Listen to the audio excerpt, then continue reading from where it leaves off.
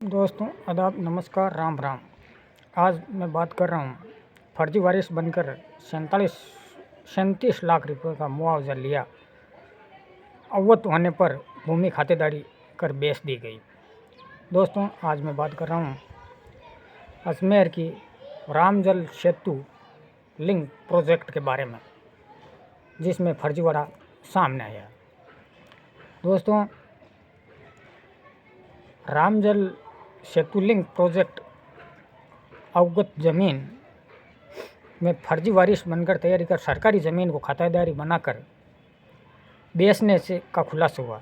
भास्कर की पड़ताल में सामने आया कि कोटा बूंदी भूमाफिया और अधिकारियों की मिलीभगत अवगत होने पर गैर खातेदारी ज़मीन को चिन्हित करके फिर रिकॉर्ड में फर्जी वारिस बनते हुए नैनवा तहसील भूमि आवंटित की अधिसूचना अप्रैल 2025 में है, लेकिन ज़मीन फरवरी में ही खरीदी गई और 18 गांव की ज़मीन खसरा नंबर 953/199 रकबा 16,180 जो रिकॉर्ड में फूसी के नाम गैर खातेदारी दर्ज। तहसीलदार ने 10 फरवरी को फुल्ली के नाम खातेदारी बदलने का आदेश दिया था, जो 11 फरवरी को फुल्ली के नाम की खातेदारी चढ़ा दी गई। उसी दौरान उप तहसील कनिष्ठ लिपिक राहुल डडवाड़िया को बेच दी गई। राहुल और मयंक के ज़मीन 2.1482 हेक्टेयर को बैंक का ऋण लेकर 12 लाख रुपए कृषि लोन लिया था और दोनों को अवगत होने पर ज़मीन की सूची आ गई। ऐसे में मुआवजा मिलने का रास्ता साफ हो गया। 4,694 हेक्टेयर ज़मीन अधिग्रहण होगी। रामजल सेतु लिंक प्रोजेक्ट चंबल नदी के सहायक नदियों से केन्नू, कूल, पार्वती, कालीसिंध और मेज नदियों के पानी लिफ्ट करके बनास, मेरोल, बाणगंगा, गंभीरी और नदी से पहुंचाया जाएगा। पानी रामगढ़, मेराज, मालनपुर, नवेरा, गलवा डैम, बिसलपुर होते हुए इसरदा बांध तक पहुंचेगा, जिसमें सवाई माधोपुर, अजमेर, टोंक, जयपुर समेत 21 जिलों में पानी पीने को मिलेगा और 32.5 करोड़ लोगों को फायदा होगा। 2,51,000 हेक्टेयर जमीन सिंचाई के लिए काम होगी। 1,52,000 हेक्टेयर सिंचाई के लिए पानी ज़्यादा मिलेगा। 45,000 करोड़ का प्रोजेक्ट पहले चरण में 5,046 लोगों को 4694.47 हेक्टेयर जमीन अधिग्रहण होना प्रस्तावित थी, जो कोटा बूंदी जिलों से 40 करोड़ रुपए मुआवजा बांटने का अनुमान था। भास्कर एक्सपर्ट ये बात कह रहे हैं, जो मैंने अभी सुनाई थी उसमें भवानी सिंह रिटायर्ड तहसीलदार तेज गति से और सदैवपूर्ण गैर खातेदारी भूमि और खातेदारी बदलने का नामांतरण खुलासा, जिसमें नकल खातेदारी फिर नामांतरण खुलकर बेचान सामान्यतः 2 दिनों में पूरी। ऐसी सरल प्रक्रिया ऐसी तेज गति से क्रम मंशा और संवेदनशील बिंदुओं पर जांच होनी चाहिए।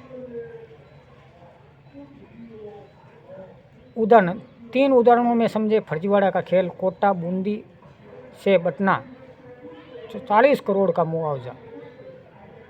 पीपलाद में हैतराम बना भैरों का वारिस। पीपलाद समेत जमीन खसरा नंबर 256 भैरूलाल की खातेदारी जमीन थी, जो जमीन ERCP आने पर हैतराम गोचर जमीन का दस्तावेज खुद के नाम भैरूलाल वारिस बन गया था।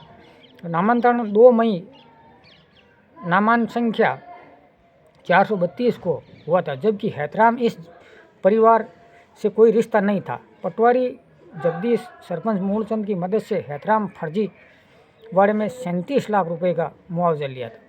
12 घंटे बाद सरकारी खातेदारी बिक गई।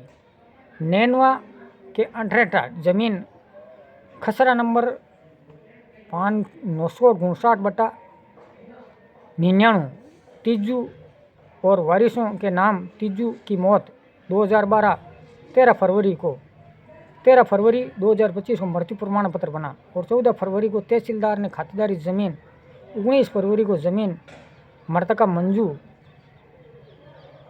मृतका तीजू समेत वारिसों के नाम हो गई। जो 12 घंटे में इस जमीन को खसरस नंबर 39/119 हिस्सा मयंक डाडलुया को बेचकर नामांतरण खुल गया था। पीपड़ाद समेत सामने वसूली प्रक्रिया की गई, एफआईआर दर्ज कराई गई थी, दोषियों के खिलाफ कार्रवाई होगी। ये बात कह रहे हैं दीपक महावर, दिग्गेश एसडीएम भूमि आवंटित अधिकारी। मुझे ज्वाइन करे ज़्यादा समय नहीं हुआ और नहीं, लेकिन अन्यथा प्रकरण में कलेक्टर की तरफ से जांच जारी की और बाद में वहाँ के एसडीएम थे भागचंद रेगर, नैनवा एसडीएम। दोस्तों, ये धोखाधड़ी का मामला जो अजमेर, कोटा 31 जिलों को जो पानी मिलने की प्रक्रिया थी, उस प्रक्रिया को रामजल सेतु फर्जी वारिस बनकर 37 लाख रुपये का मुआवजा ले लिया। खेल रामजल सेतु लिंक परियोजना का काला सच की भूमिका। राजस्थान के अजमेर जिले से चल रही रामजल सेतु परियोजना राज्य सरकार द्वारा एक महत्वाकांक्षी जल परियोजना माना गया था। इसका उद्देश्य सूखे जूझ रहे इलाकों को पानी पहुंचाना और किसानों को राहत देने। लेकिन विकास की इस योजना के साथ एक ऐसा घोटाला सामने है जिसमें प्रशासन और भूमाफिया का भ्रष्ट तंत्र गहरी साठगांठ उजागर हुई। इस घोटाले में फर्जी वारिसों बनकर 37 लाख रुपए का मुआवजा हड़पने का मामला सामने है, जिसमें आवंटित सरकारी भूमि खातेदारी और उसको बेच कर दिया गया। जो रामजल सेतु परियोजना के उद्देश्य से पृष्ठभूमि हुई है। रामजल सेतु परियोजना का उद्देश्य अजमेर के आसपास क्षेत्रों में जल संकट को दूर करना था और इस नहर का पानी पाइपलाइन और जलाशयों का निर्माण कर लिया था। इस परियोजना की बड़ी भूमिका अधिग्रहण, जिसमें निजी भूमि, चारागाह, सरकारी आवंटित भूमि शामिल थी। सरकार के नियमों के तहत जिन किसानों को भू जमीन अधिग्रहण नहीं मुआवजा देने की प्रक्रिया शुरू हुई थी, जो भ्रष्टाचार की नींव पड़ी थी। फर्जीवाड़े की शुरुआत मृत व्यक्ति को जिंदा दिखाया गया था। इस मामले की जड़ एक ऐसे व्यक्ति से जुड़ी थी जिसे मृत्यु पहले हो चुकी थी, लेकिन राजस्व रिकॉर्ड में इसको जीवित दर्शाया गया था और इस मृत व्यक्ति के नाम दर्ज भूमि थी। वास्तव में सरकारी आवंटित भूमि जिस प्रकार निजी स्वास्थ्य नहीं होनी चाहिए, लेकिन राजस्व अधिकारियों और भूमाफियों की मिलीभगत से मृत व्यक्ति को जीवित दिखाया गया था, लेकिन नाम फर्जी वारिस तैयार किया गया और राजस्व रिकॉर्ड में म्यूटेशन कर दिया गया था। फर्जी वारिस कैसे बना था, इसकी जांच में सामने आया कि फर्जी शपथ पत्र तैयार किए गए थे, जाली प्रमाण पत्र और पारिवारिक विवरण लगाए गए थे। ग्राम स्तर एवं तहसील कार्यालय में फाइलें बिना सत्यापन आगे बढ़ती गई, जिससे गंभीर बात रही। जिन अधिकारियों का नाम सत्यापन करना था वही इस फर्जीवाड़े का हिस्सा बने थे। 37 लाख का मुआवजा कैसे निकला? जब रामजल सेतु परियोजना भूमि दर बताकर प्रति बीघा तय मुआवजा दर के अनुसार 37 लाख रुपए का भुगतान कर दिया गया। यह राशि सीधे बैंक खातों में ट्रांसफर की गई और इस स्तर पर दस्तावेजों की गहन जांच हुई। आवंटित भूमि के खातेदार की बिक्री और घोटाले का सबसे चौंकाने वाला था। जो भूमि सरकारी थी उसे पहले निजी दिखाया गया था, फिर उसको खातेदारी और खसरा खाता दर्ज किया गया था अतः और उसे बेच दी भी गया था। इससे सरकार का दौरान नुकसान हुआ। मुआवजे के रूप में लाखों रुपए सरकारी भूमि और स्थायी नुकसान और भूमाफिया अधिकारियों की मिलीभगत। जांच में यह साफ हुआ कि अकेले व्यक्ति का अपराध नहीं, इसमें शामिल पटवार, कानून गांवों, तहसील स्तर के अधिकारी, भूमाफिया सभी मिलकर रिकॉर्ड हेराफेरी करे थे। जो पुराने कागजात बदले गए थे, फाइलों को जानबूझकर आगे बढ़ाया गया और कैसे खुला घोटाला। यह मामला तब सामने आया जब एक व्यक्ति भूमि विवाद की जांच के दौरान रिकॉर्ड विस्तृतियाँ देखी तो मृत व्यक्ति के नाम पर हालिया में लेन देन नहीं पाया गया था। इसके बाद में जिला प्रशासन को जांच के आदेश दिए गए थे और पूरा फर्जीवाड़ा उजागर हो गया था। जांच में सामने आया कि अहम तथ्य, जांच रिपोर्ट में बताया गया कि भूमि किसी निजी की थी नहीं, मुआवजा पाने वाले लोग असली वारिस थे ही नहीं, दस्तावेजों की पूरी जाली है। पता किया तो ये जाली निकले थे। प्रशासन की प्रक्रिया, इस मामले में सामने के बाद आने के बाद संबंधित कर्मचारियों को निलंबित किया गया था। विभागीय जांच शुरू हुई थी, अपराधियों के प्रकरण दर्ज तैयारी की गई थी और प्रशासन में यह भी कहा गया कि राज्य सरकार को हुए नुकसान की भरपाई की जाएगी, दोषियों से वसूली जाएगी। कानून का पहलू, यह मामला गंभीर धाराओं के अंतर्गत है जिसमें इन पर केस लगे धोखाधड़ी, जालसाजी, सरकारी संपत्ति का दुरुपयोग करना, आपराधिक षड्यंत्र, ये दोष सिद्ध होते हैं जो आरोपियों को जेल और भारी जुर्माना, सरकारी नौकरी से बर्खास्त हो सकते हैं। सामाजिक और नैतिक सवाल, ये घोटाला एक बड़े सवाल खड़े करते हैं जो विकास परियोजना में भ्रष्टाचार का साधन बनती जा रही है। गरीब किसानों को मिलने वाला मुआवजा किस तरह लूट रहे हैं? क्या राजस्व तंत्र आम जनता पर भरोसा कर सकती है? किसानों का असर, जहां एक और असली किसान समय का मुआवजा नहीं मिल रहा है और वर्षों तक सरकारी दफ्तरों के चक्कर काटते हैं, वहीं दूसरी ओर फर्जी लोग लाखों रुपए निगल गए हैं। असमानता व्यवस्था की सबसे बड़ी विफलता भविष्य में एक सबक है। इस मामले को यह साफ किया गया है कि डिजिटल रिकॉर्ड तभी सुरक्षित होगा जब तक ईमानदारी संचालित नहीं की जाएगी। सरकारी और भूमि का रिकॉर्ड पुनः सत्यापन और बड़े मामले में मल्टी लेयर जांच और दोषियों को सख्त।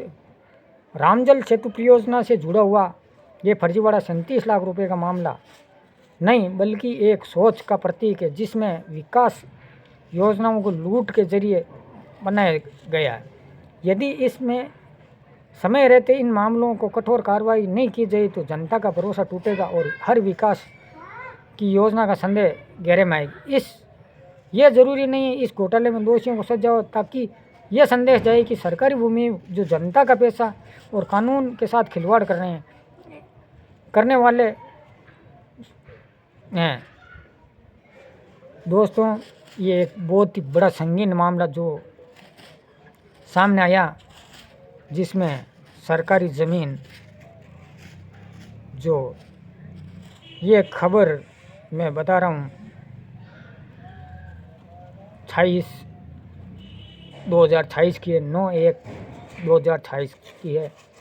दैनिक भास्कर ने ये रिपोर्ट तैयार की थी और इस रिपोर्ट में सामने आया है कि ये खबर 8/1/2026 की है जो भास्कर द्वारा ये तैयार की गई है। जो रामजल सेतु लिंक प्रोजेक्ट का फर्जीवाड़ा का भांडाफोड़, दैनिक भास्कर के लोग बहुत ही बढ़िया काम कर रहे हैं। कभी विधायकों का भांडा फोड़ रहे हैं, कभी किसी का।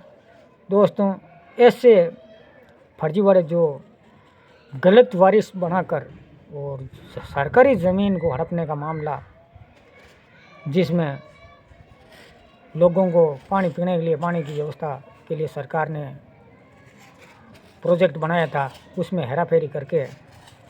दोस्तों, हमारा काम किसी व्यक्ति विशेष की भावना को ठेस पहुंचाना नहीं, ना ही हमारा काम किसी के साथ किसी भावनाओं को, हम जो भी बात करते हैं हम वो बात करते हैं जो न्यूज़पेपर, सोशल मीडिया और इन लोगों की रिपोर्ट के आधार पर हम कहानी लोग बनाकर हम लोग आपको सुनाते हैं और आपको जागरूक करने के लिए हम लोग ये कहानियाँ बनाकर आप लोगों को सुनाते हैं। आप हमारे चैनल मारवाड़ न्यूज़ 21 को सब्सक्राइब कीजिए और ऐसी कहानियाँ देखने के लिए हर क्राइम की कहानी हम लोग हर शाम 8 बजे आप लोगों को सुनाते हैं।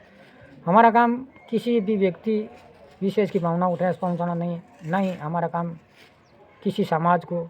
हमारा काम सिर्फ एक है, आपको जागरूक करना। आज की कहानी में बस इतना ही। जय हिंद, जय भारत, जय जवान, जय किसान।